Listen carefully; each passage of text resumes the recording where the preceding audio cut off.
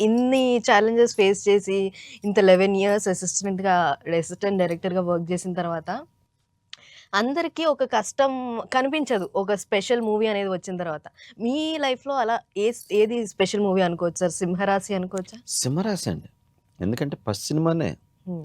ఎందుకంటే ఒక డైరెక్టర్‌ను ఇతను ఎంతవరకు చేయగలడు అని ప్రొడ్యూసర్స్ గాని, హీరోకి వీళ్ళందరికీ డౌట్‌లుంటాయి. హ్మ్. ఫస్ట్ డైరెక్షన్ అంటే. అదే అనమాట ఎవరికైనా. అది పట్టుకోవటం, చేయటం. బట్ నేనేంటంటే దానికి అవకాశం కోసం కష్టపడ్డాను గానీ, సినిమా తీసేటప్పుడు కష్టపడలా అసలు.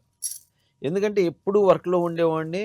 అసలు రాజశేఖర్ తోటి నీ యాక్టింగా, నా డైరెక్షనా చూసుకుందాం అన్నంత వర్క్ చేశాను ఫస్ట్ ఆ! సినిమాకే. ఓకే. ఫస్ట్ సినిమా అందుకే నాకు ఆ సినిమాలో హీరోకి ఎంత పేరో డైరెక్టర్‌కి అంతకంటే ఎక్కువ పేరొచ్చింది. అవును.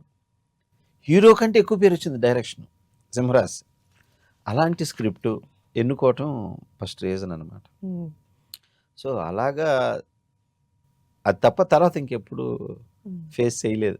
25 ఇయర్స్ అయింది డైరెక్టర్ అయ్యి. కానీ 'రాజశేఖర్' గారు ఎలా సపోర్ట్ చేసేవాళ్ళు ఆయన రాజశేఖర్ సూపర్ అండి. హ్మ్. బ్రహ్మాండంగా సపోర్ట్ చేసేవాడు. నాకు 'సింహరాశి' కూడా సముద్రాన్నే పెట్టుకుందాం హ్మ్. అని చెప్పి మాట్లాడింది కూడా రాజశేఖర్. అవును. చౌదరి గారు చెప్పారు. డన్ను. ఎందుకంటే అప్పుడు రాజశేఖర్‌కి అంతకుముందే నేను కథ చెప్పా. హ్మ్. చెప్పినప్పుడు నా షార్ప్‌నెస్ నచ్చింది అతనికి. టాలెంట్ ఇతను అని చెప్పేసి. ఆ గెస్ బాగా చేస్తాడు రాజశేఖర్. హ్మ్. అట్లాగే నాకు సముద్రాన్నే పెట్టుకుందాం, సముద్రాకే ఇద్దామని చెప్పాడు రాజశేఖర్. కానీ సినిమా స్టోరీలేంటో సార్ సాంగ్స్ అయితే ఇప్పటికి వింటున్నారు అందరూ సోషల్ మీడియాలో. మీకు అవును. తెలుసో లేదో? తెలుసండి. దానిలో బిట్స్ కూడా హ్మ్. చాలా అమ్మ అని పిలిచి, పిలిచి నన్ను గుండె పిండకలు అనే సాంగ్ కానివ్వండి, హ్మ్. పేదలంటే ప్రాణం ఇచ్చే మన నాన్న రాజు అనే పాట కానివ్వండి, ఇవన్నీ కూడా అవును. ఇప్పటికీ రీల్స్‌లో ఏస్తా ఉంటారు. హ్మ్. బ్రహ్మానందం గారిదైతే మెరుపుతీగ అసలు సూపరు. అసలు అది ఇప్పటికి ఇప్పటికీ బెస్ట్ కామెడీ బిట్ అండి. అవును. అది ప్రతి దగ్గర వాడుతూ ఉంటారు. మన ఇళ్లల్లో ఆ! రొటీన్‌లో గూడా. అప్పుడెంత పేలిందో గాని ఇప్పుడైతే అందరూ యూజ్ పేలిందండి జేస్తున్నారు. అప్పుడు. ఆ సీన్ కోసం రిపీట్ ఆడియన్సు అవును. ఆ సినిమాకి. అది కూడా ఆ 'సింహరాజ్' సక్సెస్‌లో వన్ ఆఫ్ ద పార్ట్ అనమాట. హ్మ్.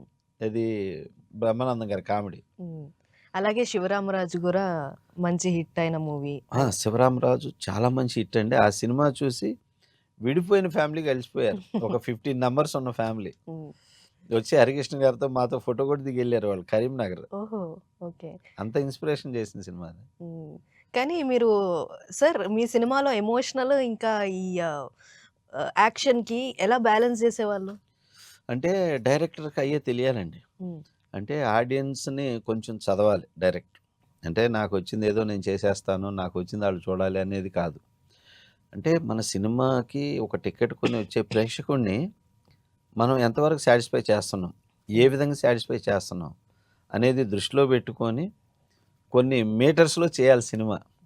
అది సాంగ్స్ కానివ్వండి, ఫైట్స్ కానివ్వండి, డైలాగ్స్ కానివ్వండి, హ్మ్. ప్రతిదీ అనమాట. ఒక్కొక్కళ్ళకి కలర్స్ నచ్చుతాయి. ఒక్కొక్కళ్ళకి డైలాగ్ నచ్చిద్ది. ఒక్కొక్కళ్ళకి ఎక్స్‌ప్రెషన్ నచ్చిద్ది. ఒక్కొక్కళ్ళకి సాంగ్స్ నచ్చుతాయి. ఒక్కొక్కళ్ళకి ఫైట్ నచ్చుతాయి. అవును. అసలు ఒక్కొక్కళ్ళు ఫోటోగ్రఫీ మీద చూస్తుంటారు. ఇట్లా రకరకాల ఆడియన్స్. సో, అట్లాగా చేసే దాంట్లో ఏంటంటే అల్టిమేట్‌గా కావాల్సిందేంటంటే సబ్జెక్ట్. హ్మ్. మనం ఇన్ని కంటెంట్. చేస్తున్న దీంట్లో సబ్జెక్ట్ అనేదే కనెక్ట్ అవ్వాలి హ్మ్. అనే దాన్ని పట్టుకొని సబ్జెక్ట్‌ని సెలెక్ట్ చేసుకోవటం ఉంటదండి. చేసే